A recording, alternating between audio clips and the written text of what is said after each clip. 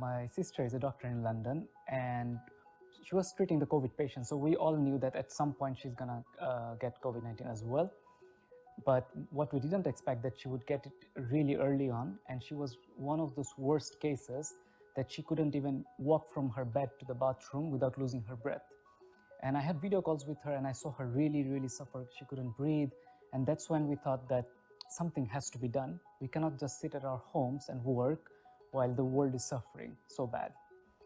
Almost 250 million people lost their jobs because of the pandemic. Can we really afford another pandemic? No, we cannot. So we started to look for solutions why it actually started. And that's when we found out that hospital-acquired infection is one of the biggest problems according to World Health Organization. And there are solutions to stop it. But the problem is they're so expensive that only the richest of the richest could afford it. So the richest hospital in Dubai or the richest hospital in London, they could afford a robot for disinfection.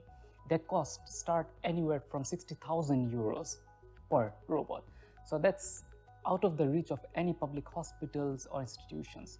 And that's when we thought that, okay, this is the problem, this is the solution, but this is not really the solution unless you drop the price of that and make it really accessible to the masses. So that's when we started working on it, and our target was to make it really affordable for a public hospital. So that's where our pricing strategy is, and that's where our value proposition is with the robot.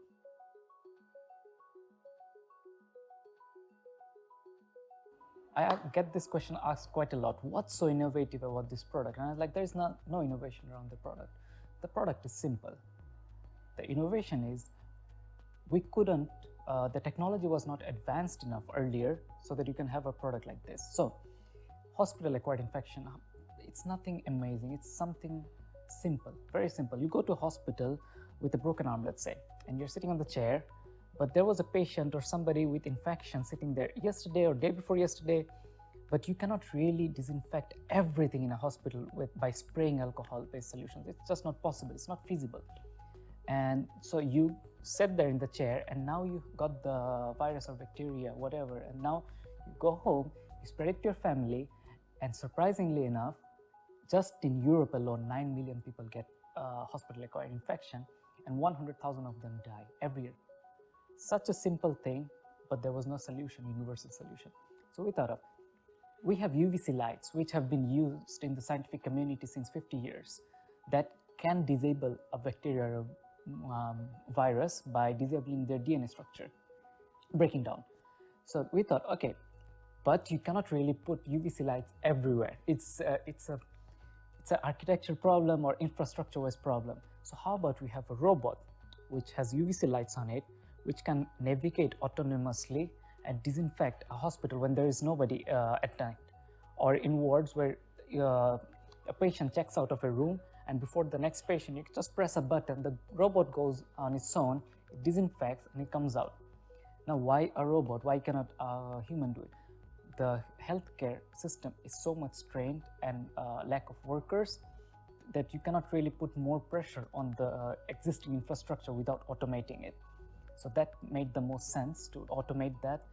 And actually, even in surgery rooms, they need to disinfect after every surgery, which usually takes 1.5 hours.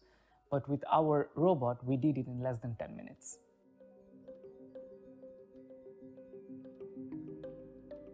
Well, the most incredible story that we tell everyone internally, or let's say to our investors, that when they ask you, how did you get into this industry like robotics? And what I tell them is out of necessity. Why out of necessity? We needed to do this. The world was waiting for it. But the problem was when me and my co-founder Ivan, when we met, and I pitched him the idea, let's do this. We met in a park, and 30 minutes later, we were like, yeah, let's do it. The problem was we didn't know anything about robots. Nothing, nada, from where to start. The first thing we do is go to Google how to make robots. That's literally the first thing we did. And that was exactly 1 year ago. So in 1 year, we basically learned everything about robots in less than 3 months. So we bought a lot of books, we studied that, we learned how to build them, Then we made our first prototype, which we tested. We won an award in Gdynia, and then the traction really started to roll. We got a lot of investors. Two of the biggest VCs from Europe, they invested in us. And when they hear it, like, so you didn't know anything about robots, and you just basically did it from the scratch. And I'm saying, and then that's when I tell them, this is exactly why we did it, because we didn't know how hard it was. And this is exactly why our robot is technologically so different than our competitors, because they studied that. So their mind was focused, we have to do this, and they knew how to do it in a certain way. We didn't.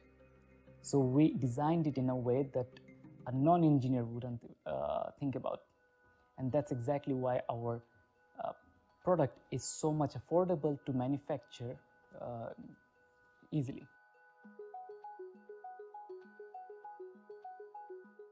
So we started working on the prototype in August, and I was still working in another company at the time as a software engineer.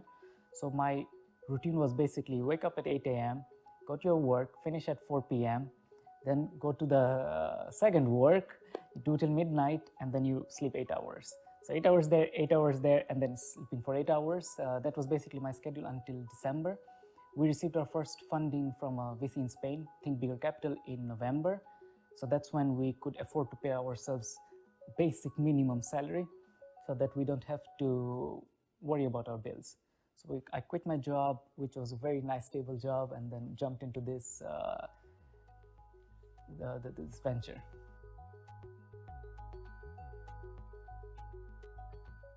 For me, entrepreneurship is when you're not satisfied what's existing in the world. You're not satisfied with how things are done. You believe that you can improve certain things, or you can have a positive impact on the world, economically, environmentally, anyway. You can have a positive impact, and you are eager to sacrifice everything else to achieve that goal.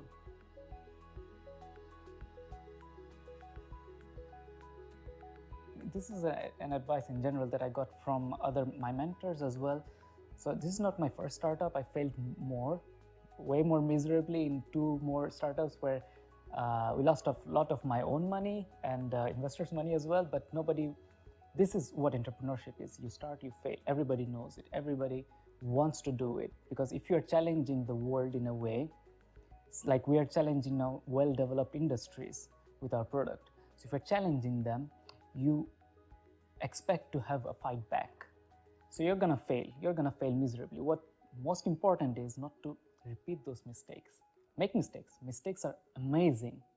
Just never repeat them.